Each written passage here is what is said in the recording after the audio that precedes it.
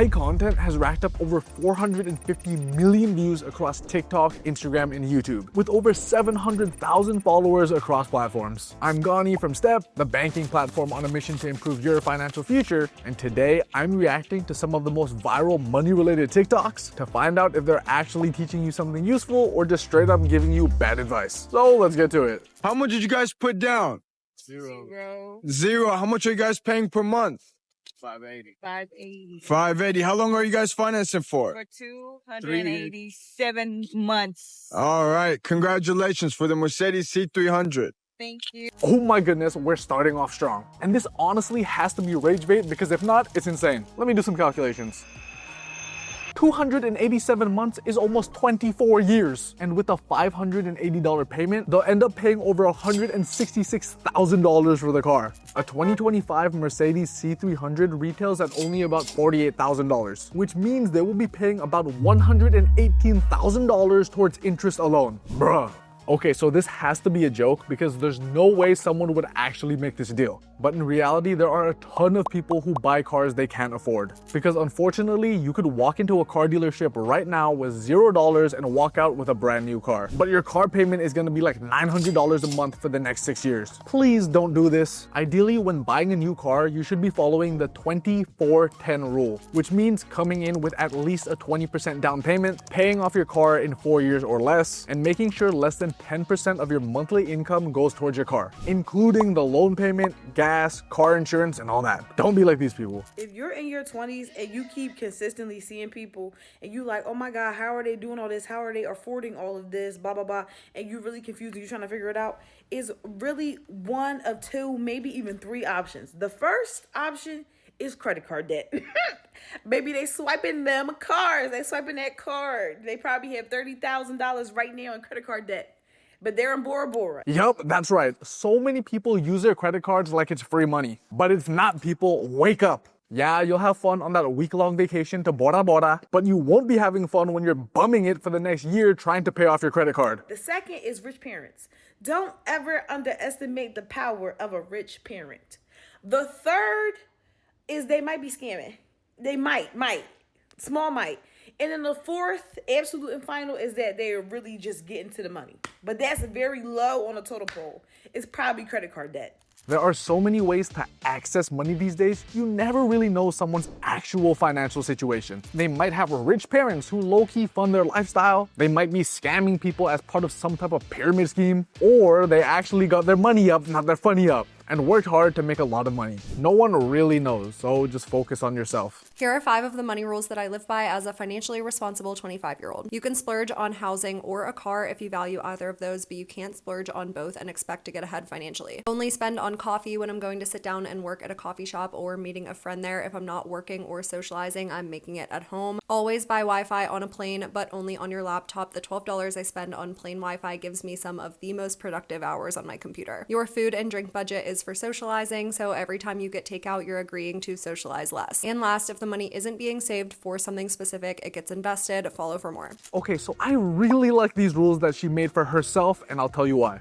Most of the times, you see 2 types of financial gurus online. One is the guy who tells you to live off of 75 cents per day and only eat saltine crackers so you can retire by the age of 112. Or the second guy who tells you to throw out your budget because you're about to make $1 million tomorrow because of some random side hustle. Erin here is realistic, and she's made unique rules that work for her. You can see that her rules are very specific, and they probably don't even apply to you, but it helps her spend more on the things she cares about, less on the things she doesn't, and overall be more intentional with her money. I'd suggest you do the same. All these general rules like the 50-30-20 rule are great, but creating some specific money rules for you will really help out a lot and make it way easier for you to be financially responsible. Stop saving money. Your money is doing nothing sitting in your bank account. Saving money for your future is boring and slow. Instead of saving and investing long-term in index funds, I took the fast route and I gambled my life savings on one stock, betting on whether that stock will go up or down for the chance to triple my money and retire forever. All I hear are facts. This dude must be 100 millionaire just like me. Now I'm broke and I will never retire. Oh, okay, this dude is funny because the first part of this video is what so many people on TikTok yap about. They say, don't invest in index funds. Why would you want to be a millionaire when you're 65? And then they tell you to invest in some random stock they found on Discord. This is how you lose all your money. And I would know because that's exactly what I did when I was 19. I put a ton of money into some random crypto coin I found on Discord and then lost all my money. It was like a month's salary at that point. And I lost it all, every single penny. Please learn from my mistakes and invest responsibly. What if I told you that investing in stocks was actually a bad idea? I literally hated the 9 to 5. I could not invest my extra money in stocks. That means I'd be stuck in the corporate life for like 10 years because you don't know what you're doing when it comes to investing like me, then you're not likely going to make any money from your stocks for at least another 10 years. If you tried to pull out earlier, you're going to lose a ton of money in the process. So I put all my extra money in a CD, which if you didn't know actually gives you a lot higher return than a regular high yield savings account. But you can't pull your money out anywhere from 6 months to a year. It gives me the opportunity to responsibly quit my job because it can operate as an emergency fund while I'm not making an income. Because I know for sure that at any point I need that money, I can go and get it and it's going to be worth more than when it started. Plus, there is no better way to hustle and get your together when your money is locked away and difficult to spend. Oh my goodness, this is such bad advice. Do not listen to her. Okay, there is so much to unpack here. First off, she was just talking about the stock market. What happened there? The stock market, or the S&P 500 specifically, has historically returned an average of 8 to 10% per year. That's way more than you'll get in a CD. Second, as of now, CDs do not give you a much higher return than high-yield savings accounts. They're actually very similar at around 4%. Depending on the specific one you choose. But the main difference being you can't withdraw money from your CD early without paying a penalty. Your money is locked in for the term. I need to play this back. So I put all my extra money in a CD, which if you didn't know actually gives you a lot higher return than a regular high yield savings account. But you can't pull your money out anywhere from 6 months to a year. It gives me the opportunity to responsibly quit my job because it can operate as an emergency fund while I'm not making an income. Because I know for sure that at any point I need that money, I can go and get it and it's going to be worth more than when it started. Plus, there is no better way to hustle and get your together when your money is locked away and difficult to spend. What is she even talking about? How are you supposed to use your money in an emergency when it's locked away? This makes no sense. Emergency funds are supposed to be easily accessible. Because guess what? You don't know when an emergency is gonna happen. If your emergency fund was locked in a CD, when you take it out early, you'll be penalized. Before I crash out, let me tell you when a CD actually makes sense. And it's none of the things she mentioned in this video. CDs are a good option when you're saving money for a medium-term purchase, somewhere between 1 to 5 years. Like if you wanted to buy a house. You don't need to access the money anytime soon, you don't want to risk it in the stock market, but you also want a guaranteed return that's more than a savings account. That's when a CD makes sense. So you're in the camp of not caring too much about the small expenses, the coffee. Yeah, it's a waste of time. Oh, okay, it's these two. I need some good information after that last one. Why is it a waste of time? Because they are $3 questions. If you actually added up how much they actually cost you, it's actually not that much. It's the simple joy that you enjoy in the morning, and you could spend your entire life agonizing over buying a coffee. But when I ask people, okay, so you stopped buying coffee for a month. How'd you feel? They go, oh, I felt okay. I go, what'd you do with the money you saved? They go, I don't know, it's in my checking account.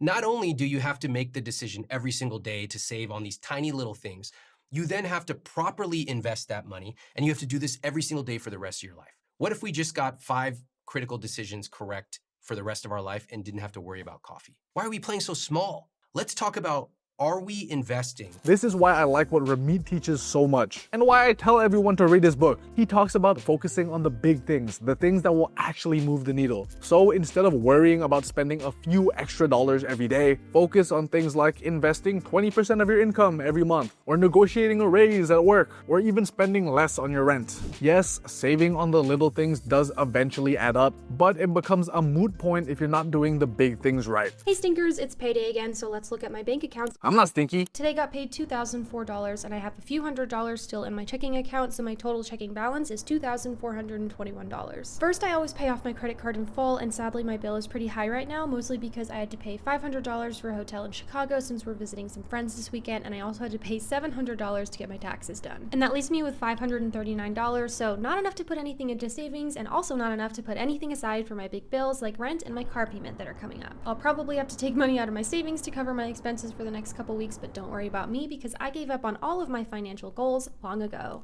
Ooh, okay, this is a very realistic payday routine that a lot of people might relate to. This creator makes $70,000 per year, which is very good, but after everything is still living paycheck to paycheck. How can anyone live in this economy, especially if they're making less than her, right? Well, from a traditional financially responsible perspective, she should be spending less so she can put more towards her savings and investments. Her apartment looks very nice. She could downsize or get roommates to save on rent. Depending on what type of car she has, she could replace it with a more affordable one, or she could have gotten a cheaper hotel when visiting her friends. That being said, from my personal perspective, she's doing just fine. As long as she's saving more in other months, is on track to make more money in her career soon, and doesn't let lifestyle inflation get to her. In your early 20s, you need to balance being financially responsible and enjoying your life. And since this video was posted 2 years ago, and she has now over 300,000 followers on TikTok, I'm pretty sure she's in a much better financial situation.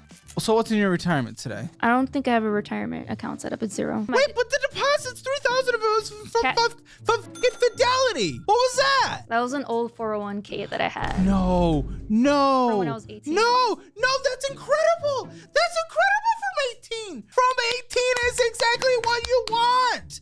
18 to 59 and a half, the compound growth on that is incredible. Incredible. You withdrew it? Did you withdraw it all? Yeah. No! That $3,000 would have been like $25,000. I was working at Chipotle when I was 18, and I'm obviously not. Why'd you pull it out? To buy a PC. Oh my. My therapist said I'm a little slow. He got mad for me. There's a reason why he's so mad. So a traditional 401k is a money powerhouse. It's an investment account where you put money into it before you get taxed, and your investments grow each year without being taxed, allowing it to compound faster over time, meaning the longer you have your money invested, the more it will grow. In fact, that $3,000 would be closer to $50,000, not $25,000 in 41 years. That being said, this only applies if you keep the money in the account. If you withdraw it before you're 59 and a half, it won't grow and you'll have to pay a 10% penalty. Plus, you can't put the money back in after you've taken it out. So if you need money, try your best to never take it out of a tax-advantaged account, like your 401k or your Roth IRA, especially if it's just for a random purchase like a PC. All right, that's it for today. Some of these takes were horrendous, while some others were solid. If you enjoyed this video, hit the like button, drop a comment, and subscribe for more.